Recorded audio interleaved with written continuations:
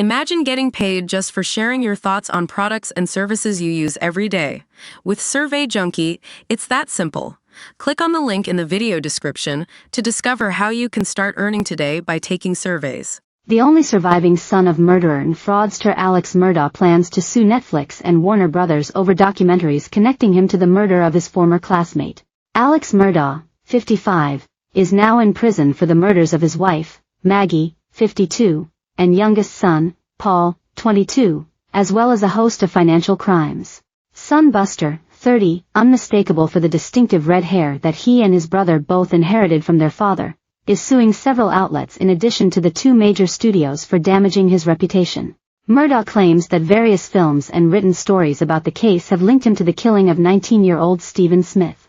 An attorney for Smith's family is warning Murdaugh that trying to suppress information will only have the opposite effect. Smith died in 2015 near the Murdaugh estate in South Carolina, and it had been initially ruled an accident. Smith, who was openly gay, was initially ruled to have died in a hit and run. But following the flurry of interest in the Murdaugh case, and rumors that Smith and Buster Murdaugh had a sexual relationship, Smith's case was reopened in June 2021. On March 23, 2023, his death was declared a homicide and his mother Sandy launched a GoFundMe to pay for the exhumation of his body. Buster Murdaugh called any reports linking him to the death of Smith as vicious rumors last year, and the lawsuit claims there are no formal allegations against him. The films Murdaugh Murders, A Southern Scandal on Netflix, Low Country, The Murdaugh Dynasty, distributed by Warner Brothers, and Murdaugh Murders, Deadly Dynasty, on Discovery are cited in the suit, along with Gannett Publishing.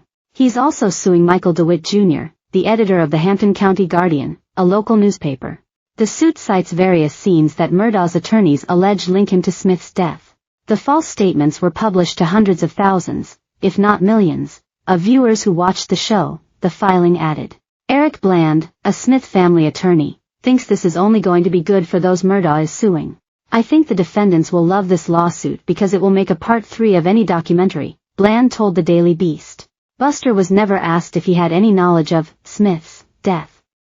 He just said he didn't kill Smith and didn't have a sexual relationship with him. Bland also represented the victims of the various fraud schemes conducted by Alex Murdaugh, which have seen him sentenced to an additional 40 years in prison for stealing millions of dollars from clients of his law firm, a punishment that will be served at the same time as his 27-year sentence for state fraud convictions. The attorney says Buster is exposing himself and he's very interested in what information he may be able to gain into Murdaugh. I think this lawsuit will backfire, he said. I talked to a number of attorneys who were asked to take on his lawsuit and they passed. This will only bring a spotlight to Stephen's investigation. Murdaugh wants actual damages and punitive damages because of the reckless conduct of the defendants in falsely accusing him of being involved in the murder of Stephen Smith, according to ABC News 4. Alex Murdaugh is already serving life without parole in state prison after a jury found him guilty of murder in the shootings of his wife and younger son. Investigators said that as Murdaugh's financial schemes were about to be exposed in June 2021, he decided to kill his wife and son in hopes it would make him a sympathetic figure and draw attention away from the missing money. Paul Murdaugh was shot several times with a shotgun and Maggie Murdaugh was shot several times with a rifle outside the family's home in Colleton County. Murdaugh has adamantly denied killing them, even testifying in his own defense against his lawyer's advice. Federal prosecutors said Murdaugh did appear to tell the truth about the roles banker Russell Lafitte and attorney and old college friend Corey Fleming played in helping him steal. Lafitte was convicted and sentenced to 7 years in prison, while Fleming is serving nearly 4 years behind bars after pleading guilty.